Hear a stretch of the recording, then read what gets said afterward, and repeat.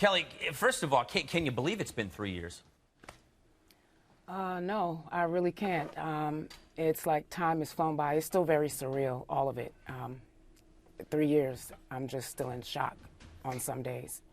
Kelly, you were a part of an amazing tribute at a pre-Grammy party for Whitney just a few weeks ago, and you talked a lot about sending prayers to Bobbi Kristina and hoping for her condition to improve, of course, which we're all hoping for. Kelly, can you tell us a little bit about the relationship between Whitney and her daughter, Bobbi Kristina? They were close. They had a great mother-daughter relationship. She was the greatest asset in her life, her greatest accomplishment, and anybody that knew her understood that that was her sentiment towards her daughter. She wanted a child. She was blessed with Bobbi Kristina, and she really, really, really was her world. Everything about her. She wanted everything for her to be perfect. She wanted everything for her to be right. She wanted her to have the best life. And she always wanted her daughter to know that she was loved. And so, you know, this moment right now is really, really difficult because what she would want for her daughter would be to live and to thrive and to experience life at its fullest. And so we still pray and we still hope and we still believe that there is an opportunity for that to happen with Chrissy.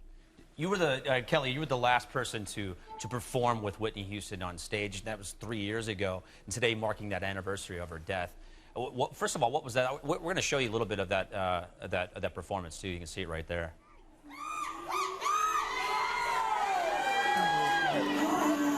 I'd like to get your reaction on this one.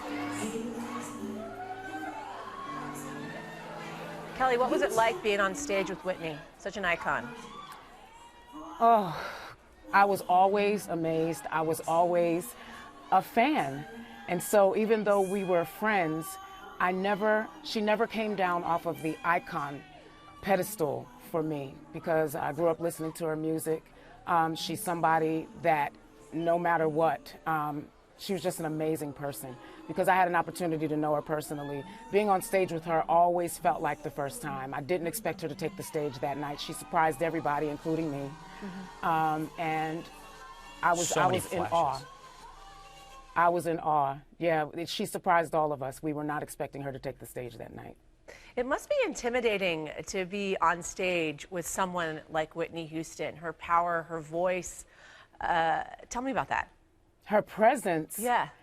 Just her presence, before she ever opened her mouth, her presence is enough to intimidate anybody. The funny thing is that when we first began performing Heartbreak Hotel together back in '98, she wouldn't allow for us to be, I say us because Faith Evans and I were both on the song, but she would not allow for us to be intimidated. She literally That's cool. would, you know, she would go into choir director mode on me and start yelling, sing, which I thought was really, really cool. She really was, you know, I love her so much because coming into this business as an artist, I was probably everything what an R&B artist couldn't be. You know, I looked more like a gospel singer. I was heavy and just everything about me didn't read mainstream music.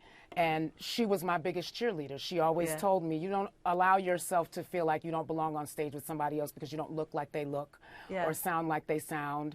And so it could be very intimidating, but she would never allow that. Yeah. She would never allow that. You, Kelly Price, in and of yourself, are wildly talented, so you should never be intimidated by everyone. But we thank you so much for joining us. We appreciate it. And, of course, we're all hoping Oh, absolutely. for Bobbi Kristina's recovery.